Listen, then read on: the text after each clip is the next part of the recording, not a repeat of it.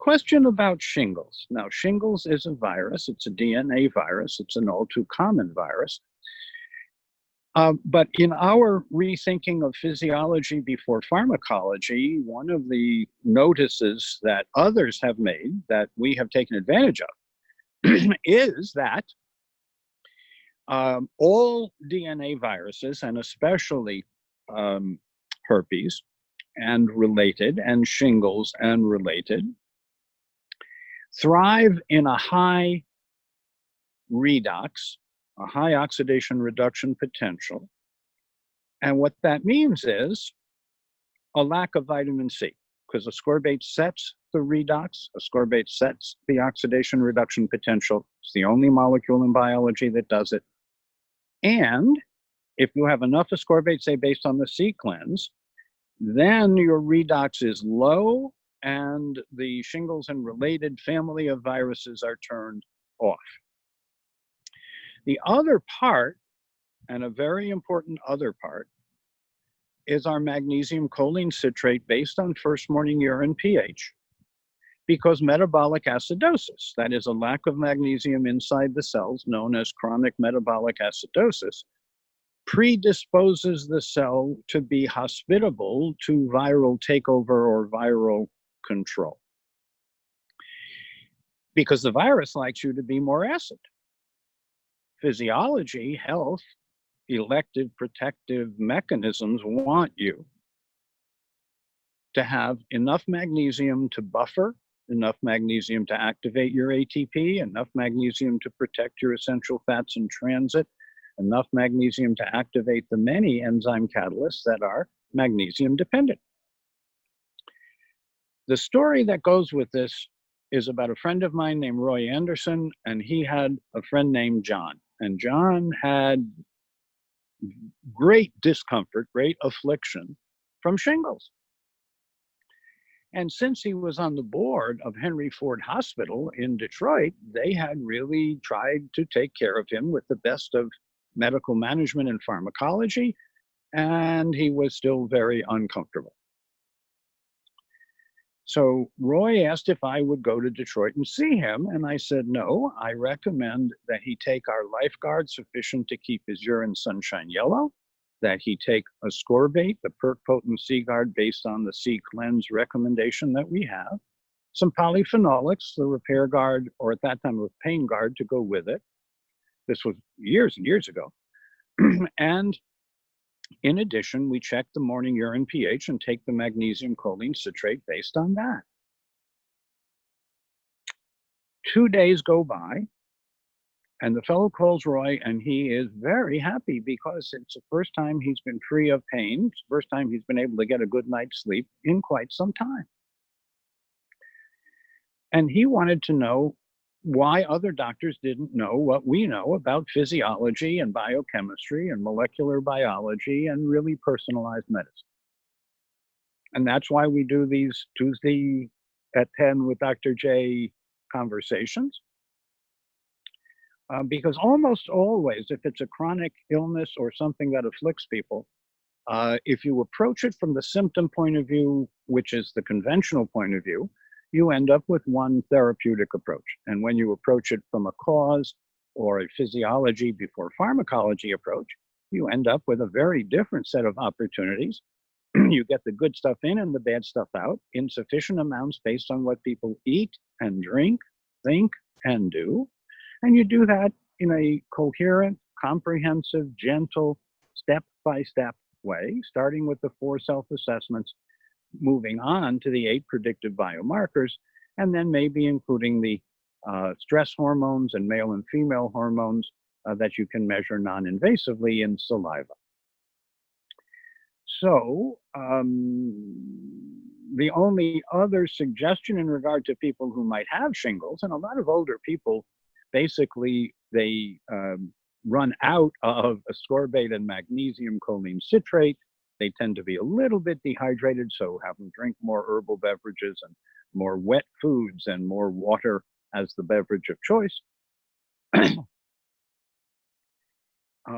And just put to sleep these viruses, because in most cases, people picked up the viruses in their early years, but the shingles does not erupt, it does not express itself until many years, often decades later.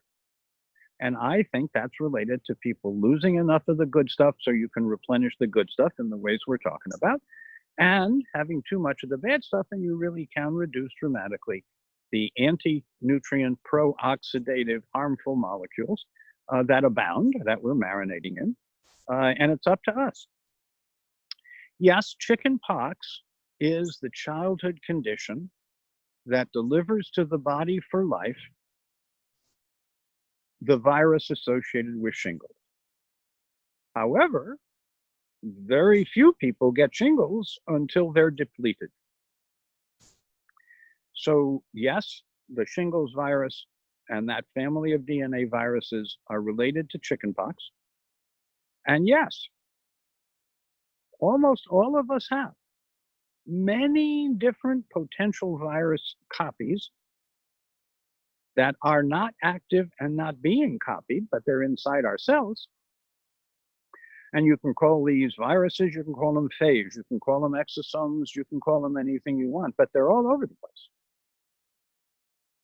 And that's why it's so essential for life, for health, for vitality, for survival in the 21st century to follow what we're talking about in terms of the 4 self-assessments followed by the 8 predictive biomarkers, and then assess their stress adaptation, and in most cases, do a non-invasive salivary comprehensive test of stress hormones, male and female hormones, and you will often find correctable issues.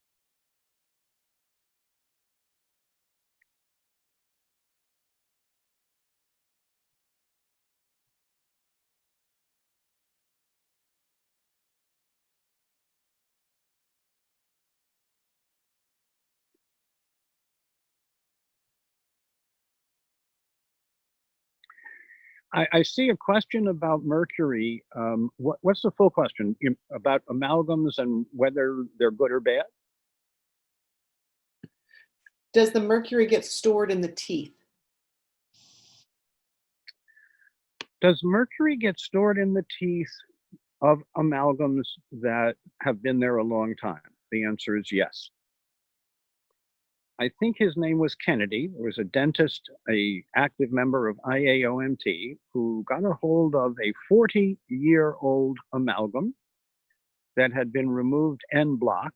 It had been removed in its entirety from the tooth that it had been resident in for decades.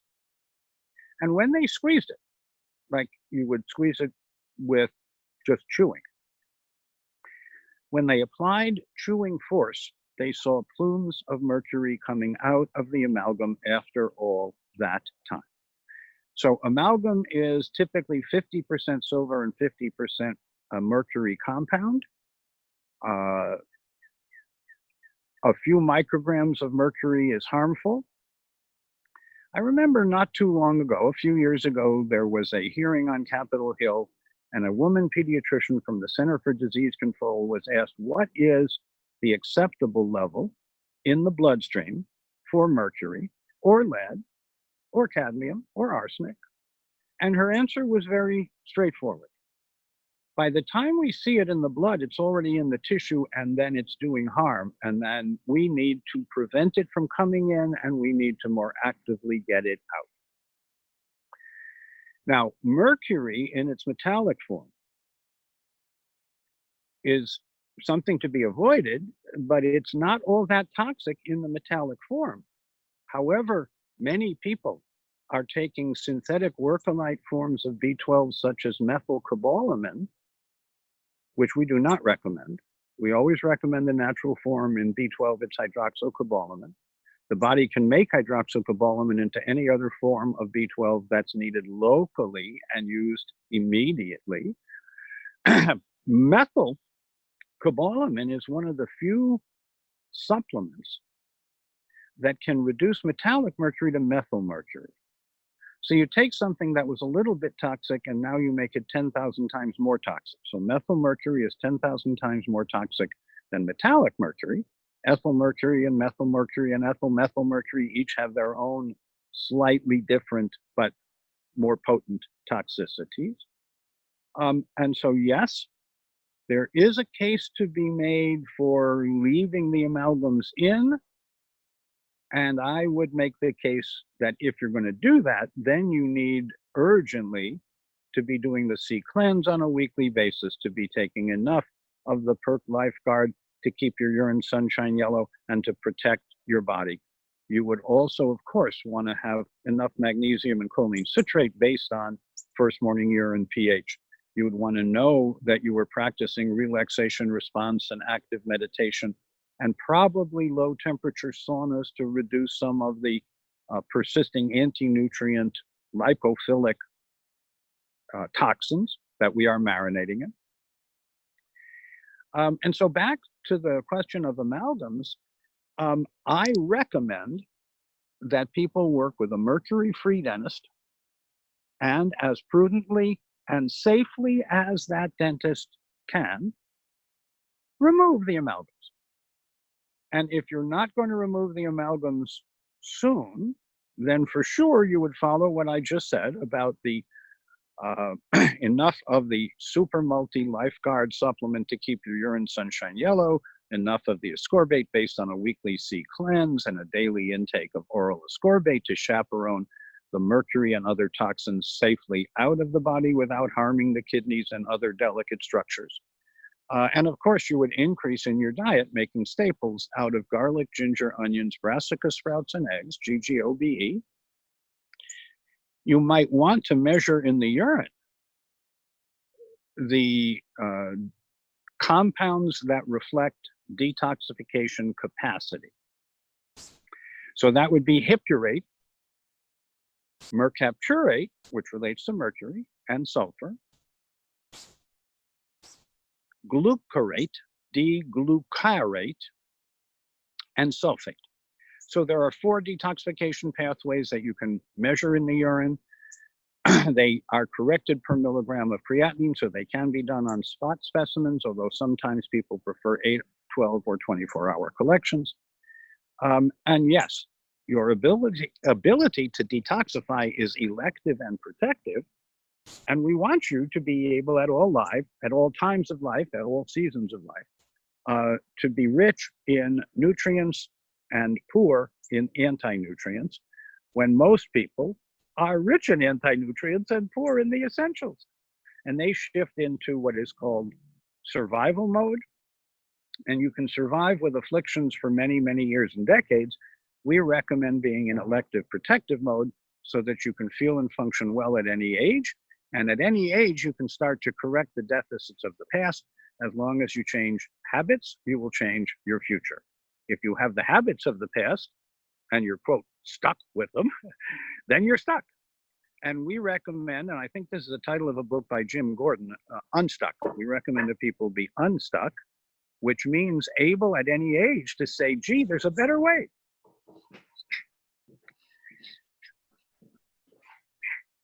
No problem.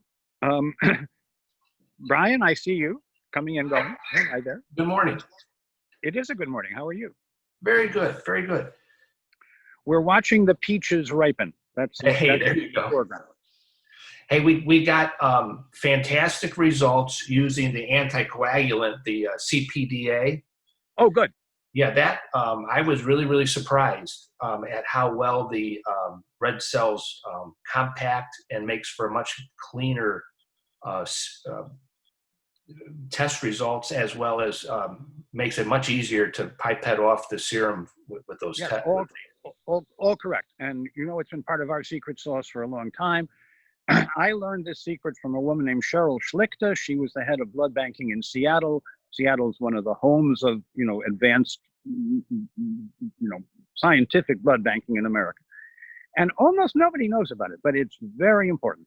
And it's not easily available here, but it is available. And I'm glad that you got the results that you're looking for.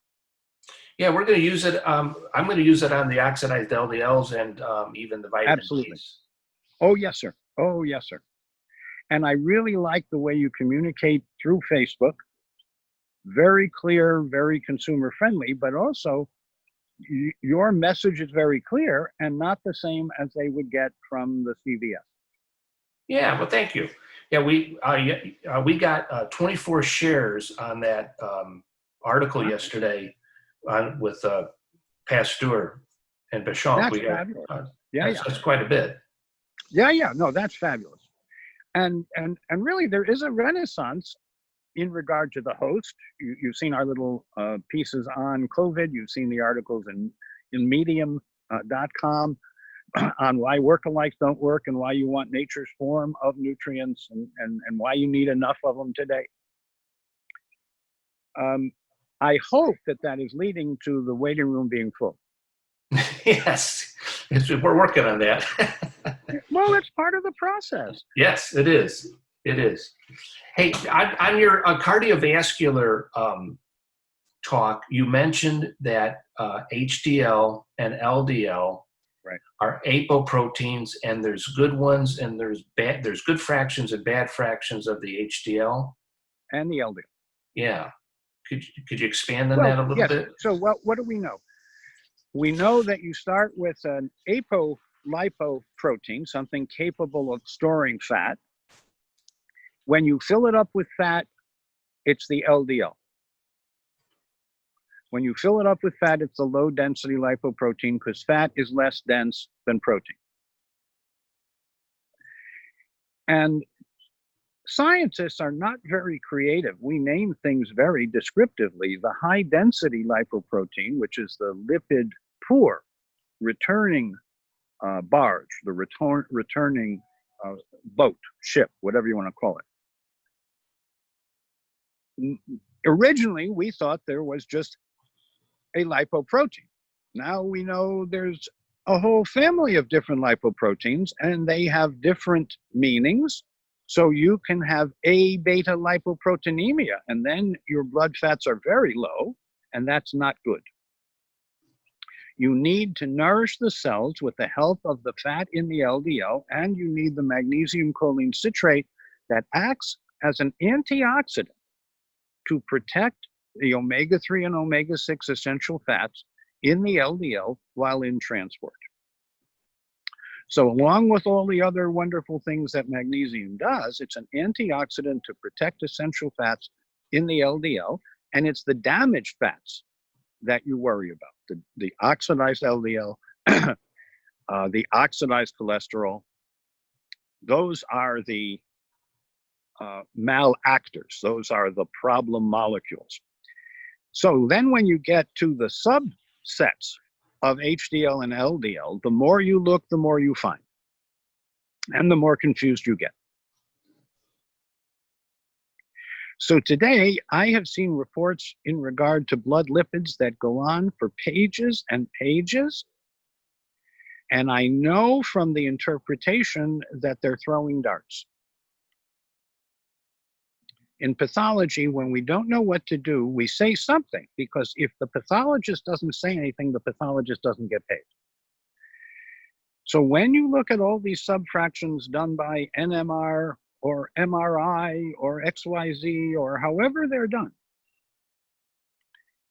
you're looking at an artifact through a glass darkly. That's the best analogy I can offer. And you cannot see clearly if you're looking through a glass darkly. When the diet heart hypothesis of Fredrickson and Levy was popular, before it got disproved in the 1980s, measuring LDL and HDL was absolutely essential. Measuring cholesterol was absolutely essential. And I know the numbers that the American Heart and American College of Cardiology recommend, but those numbers are completely arbitrary and, in my opinion, meaningless. To be specific, half of the heart attacks in America each year occur in people with cholesterols above 200, and half the heart attacks occur in people with cholesterol below 200. So what is the meaning of cholesterol level in regard to, say, heart attack risk?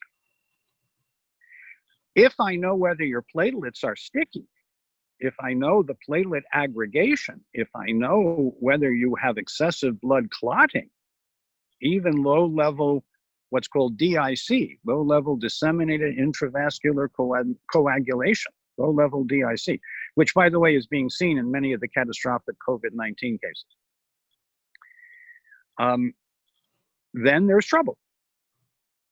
What we want to do is get to the causes and then only test for meaningful analytes.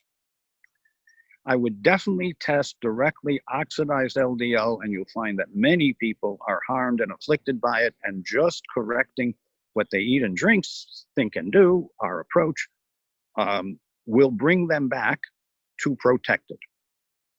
And let me say it clearly. I have had people that I've taken care of who have had cholesterols of 500, triglycerides of 700, and no, as in none, as in nada, cardiovascular disease. Their calcium scores were terrific. Their ejection fractions were fine. Give them any cardiovascular test, including a treadmill and anything non-invasive. I didn't have them do angios. But the point is that a 1970s concept, the diet heart hypothesis, has been replaced by the more functional physiologic approach that we recommend.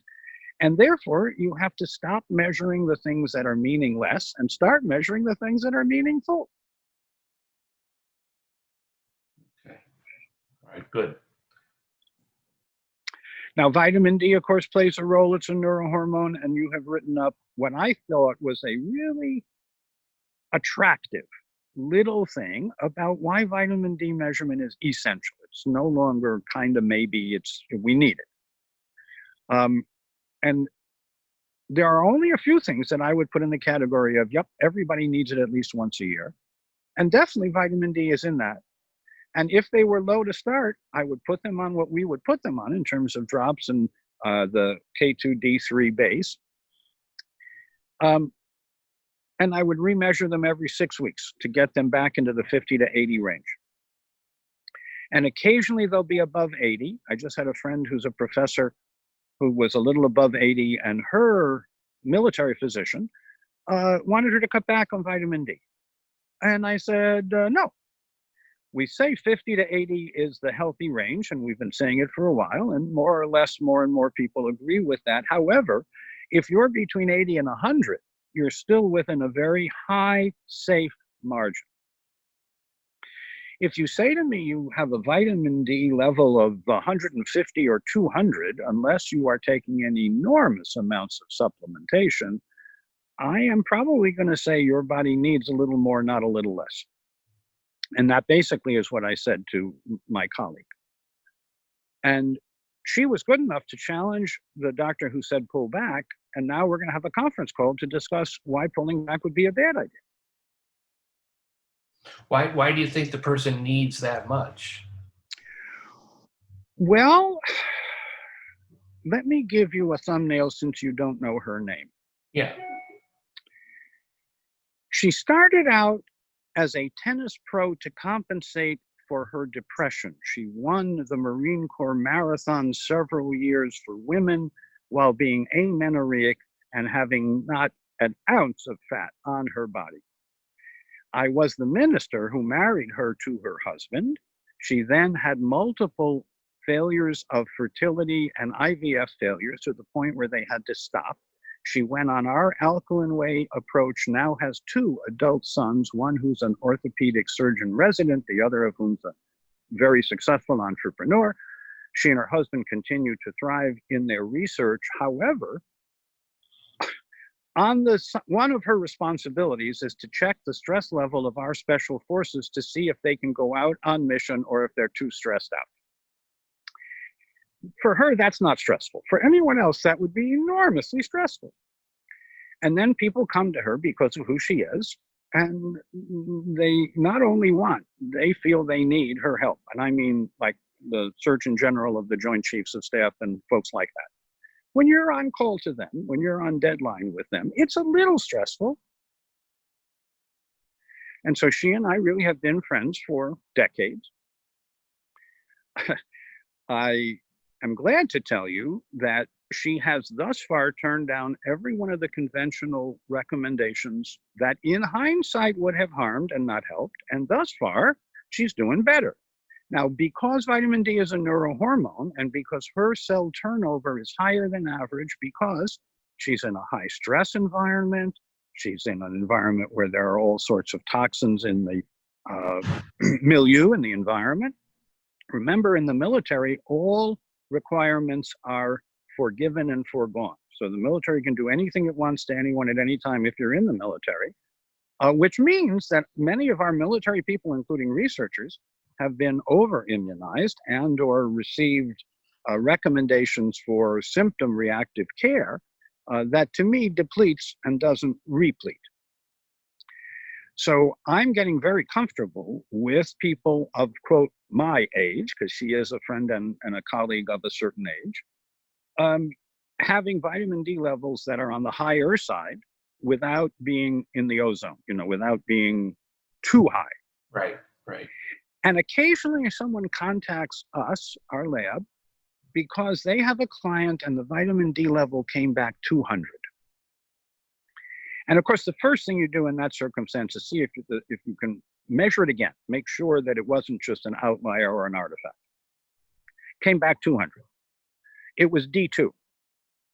Somehow they were getting a lot of ergosterol, the work-alike we do not recommend. And when they switched to vitamin D drops, they ended up at 75.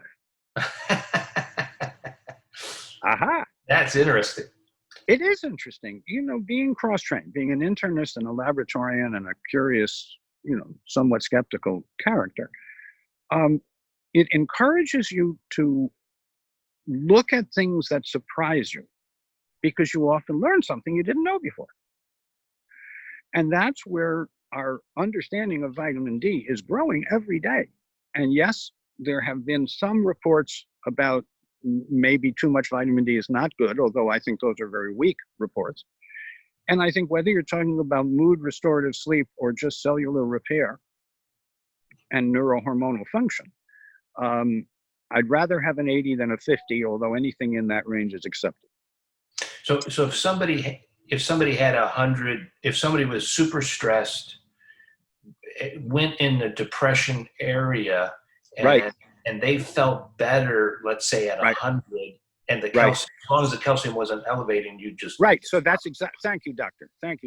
You must measure in that situation the ionized calcium, and if it's okay, it's okay, and if it's questionable, you have to measure the parathormone.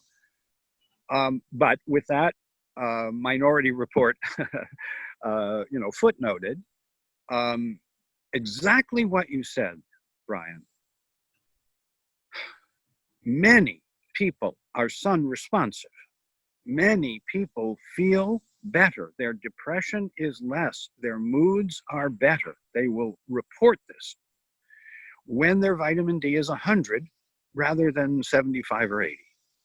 And since we always treat the individual and not the number or the lab test, as long as they're not, getting what I would call, oh my gosh, levels of vitamin D measured. And the anomalies turn out to be very helpful because when you point out to people that work-alikes don't work and that Mother Nature and nurture and wholeness are good guides, most people can get that very quickly. Then they want to know what to do. And they want to do everything tomorrow, but they don't have to because one step at a time.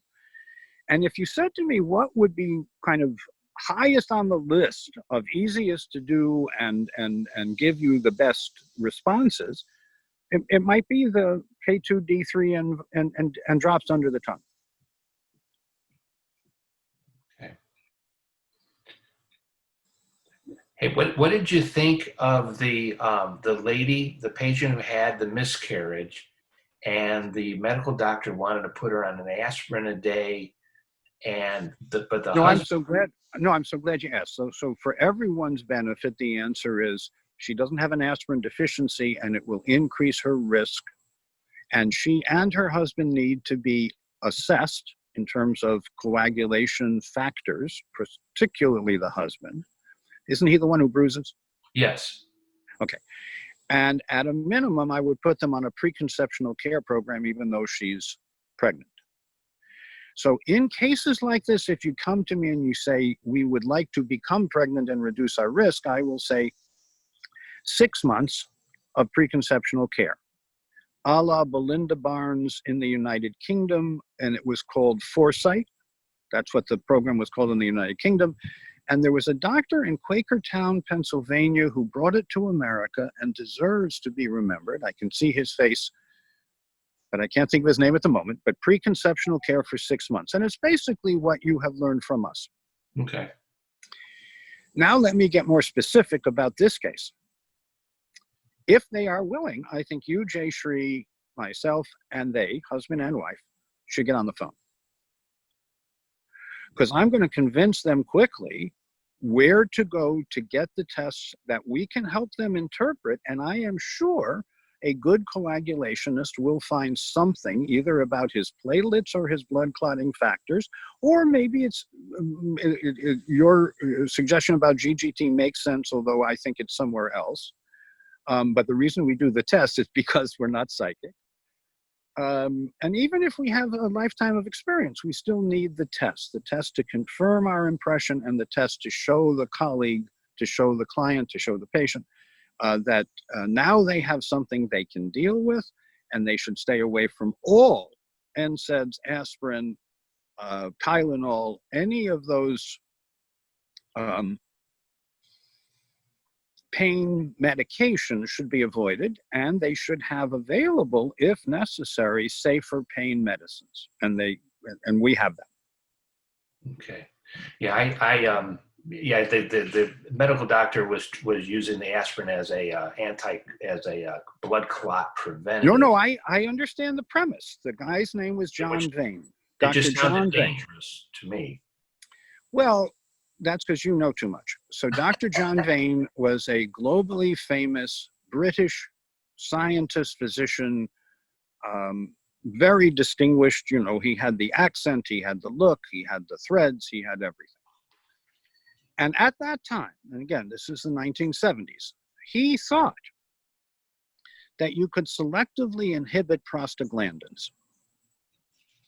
And the company called Bayer got behind him and has done a brilliant job of marketing aspirin. There's an aspirin tolerance test that I think he would fail. There are labs that measure blood clotting factors, they measure platelet aggregation, they measure function of the blood clotting system in ways that I think would be revealing. Because I think if you ask him, that it runs in his family. Yeah, I bet. Yes, usually it does. And frankly, the field of coagulation came in the 1960s because there were too many doctors who were bruising. And most of that went away with a potency and polyphenolic approach. I see. Yeah. So when you say how do we approach pain? We approach pain as repair deficit, often misstated as inflammation. So inflammation is not a fire to be fought. Inflammation is a repair deficit to be addressed. And we get the good stuff in, the ascorbate based on C-clans, the lifeguard based on urine sunshine yellow. We include the magnesium choline citrate based on first morning urine pH. We check for hydration and keep them wet. We get them restorative sleep with our sleep routine. We provide them 72 minutes of guided life activity and habits that evoke healing responses and relieve pain. That relieves 92% of all pain. There is psychogenic pain. There's pain that doesn't seem to have a physical base but is in their emotional life, and that's about 8%. And that needs a combination of gardening, falling in love with life, and forest bathing. Okay. Yeah, we did the allergy test this morning on her, and I'm going to I'm doing the GGT on my end just to see. Oh, absolutely. No, absolutely. Yeah, and it is factor 13. It's a blood clotting factor. It also relates to parasites in the biliary tree, but definitely, if they are receptive, I think a joint consultation, a Zoom consultation would be in order. And I don't offer this very often, as you know, but this is an area where I think I can be very specific because of my eclectic background and helpful. All right. I will definitely tell her. Yeah. And how far along is she in the pregnancy? She miscarried 3 weeks ago. Oh, I see. So this is to prevent the next miscarriage. Yeah. Yeah. Okay, so she doesn't have an aspirin deficiency, and we'll dispose of that. But yes, they are very good candidates both for preconceptional care and for redressing or modulating his risk factors. So let's say it comes back that he's got von Willebrand's factor or something else. And if you want me to make a guess based on experience, I would say he has a von Willebrand factor deficiency. Okay. But these are all things that can be measured and, more importantly, monitored, because once you find something, you can come back later and test it and see if it's better. Yeah. Right. Yeah. And then there's tissue thromboplastin. There's factor 7, which is in your tissues. Yale Nemerson from Yale was the one who deserves credit for identifying that. It turns out you should have things in your tissues called heparins and heparans and glycosaminoglycans, etc., that if any blood gets out or if the blood vessel happens to break, it stops bleeding before you bruise.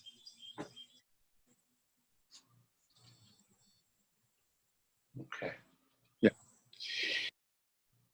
And I mentioned the people who I learned from because I think they deserve to not be forgotten. Yeah. We stand on their shoulders. Yeah. Yes. Yes, very much.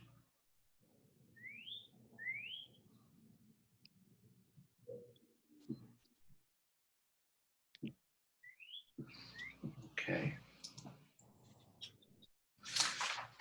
There's a million questions, and then you hit the blank. No. We'll do this. I think we're going to do this monthly. It's a different kind of interaction that seems to, by popular appeal. And yes, it gives us a chance to get into particulars in even more detail than we can do, in the PIH Academy modules or in the YouTube videos. And I'm glad to report that lots of people are watching those YouTube videos. Yeah, now that they do. Yeah. Hey, Dr. Jaffe, we had a question come in from somewhere else. Can you speak to why women seem to be more susceptible, or why women appear to be or appear to have more autoimmune issues than men do? Well, this is a very important question. Yes, if you look at the quote literature, generally it's about 75% women, the remainder men. However, if you get behind how you make the diagnosis, if a woman has pain in her shoulder, it might be diagnosed as arthritis or something in the itis category. And a man might get the diagnosis of bursitis. So there is something called diagnostic bias.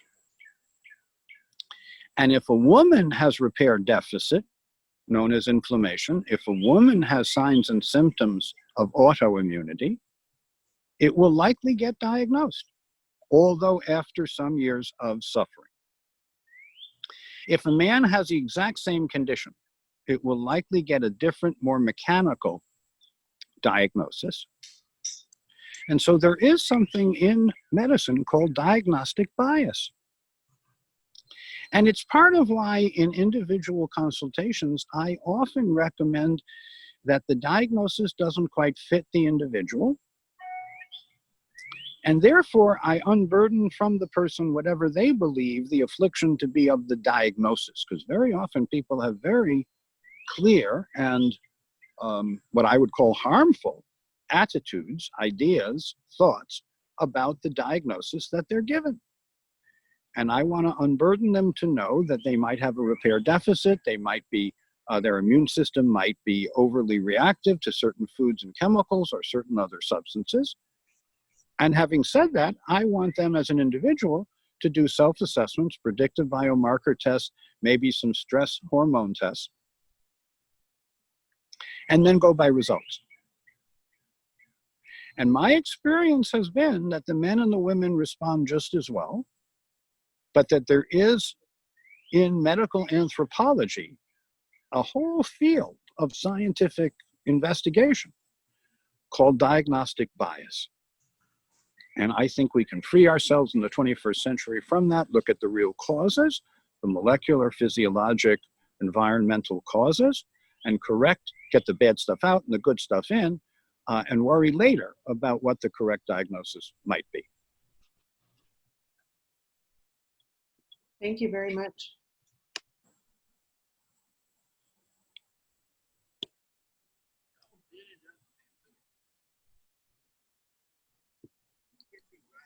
Dr. Jaffe, Douglas had a question about resveratrol. I don't know if we went through that. Well, no, let's talk about resveratrol. Resveratrol, and by the way, Melissa, please have Jayshree send to Douglas the chapter on polyphenolics, flavonoids and flavanols, the more recent one, the second edition of that chapter. And resveratrol, which comes from grape seeds, is found in red wine. And if you take in the equivalent of 200 glasses of red wine, you get a beneficial polyphenolic intake. Resveratrol, like almost all polyphenolics, is not very soluble. Its bioavailability is limited. Most of what you take stays in the gut and comes out in the poop. Now, I know resveratrol fairly well because a fellow who I know and respect is named Bob McCabe, and I called him once to talk about our approach to polyphenolics, what we call PERC Pain Guard and PERC Repair Guard. And he mentioned in passing that he and his partners owned the world patents on resveratrol, and they were funding it as a medication, funding it as a drug, and it failed in drug trial, both because of lack of tolerability. At high doses, people didn't tolerate it very well, and lack of efficacy.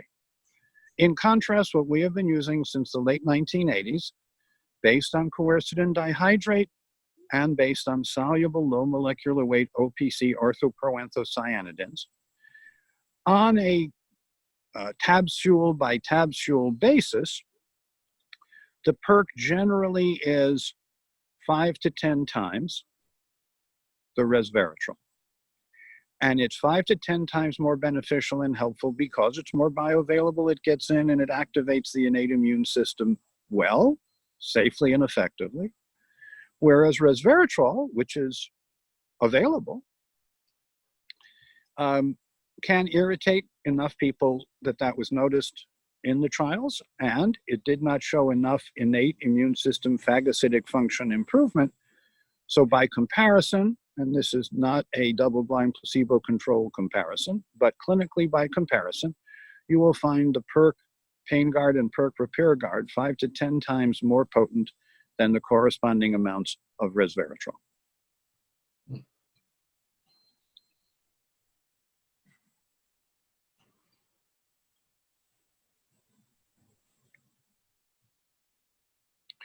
And in the chapter that you're going to receive, Douglas, there are thousands of polyphenolics, there are thousands of flavonoids and thousands of flavanols, and we reviewed as many as we could way back when. There are many that have come and gone, including resveratrol. There are aglycones of quercetin that have come and gone.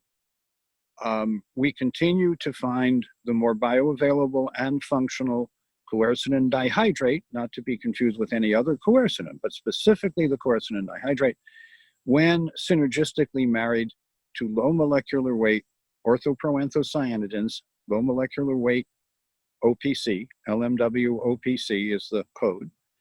And that's what we have in Pain Guard. And then we add the ellagic acid-rich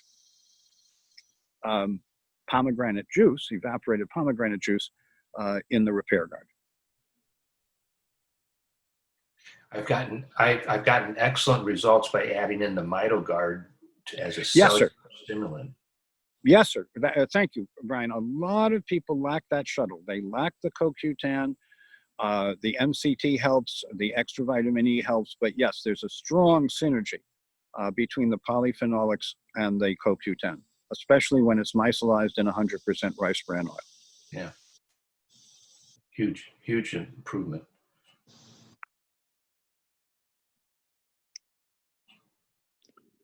Melissa, there's a traveling question. It looks like Douglas is asking you previously mentioned traveling with a portable type air purifier. Oh, the portable air purifier. What is the brand you might recommend, please? Well, the brand of the moment, and this does change because the technology changes, the brand of the moment is called Molecular, and the Molecular is with a K. And if you look up online Molecular with a K, it'll come up because they are promoting it a lot. There are two versions, one that is basically for home and rooms, and a smaller version for travel. And yes, we recommend the electrolytic air cleaner even more than the HEPA or OPA filters.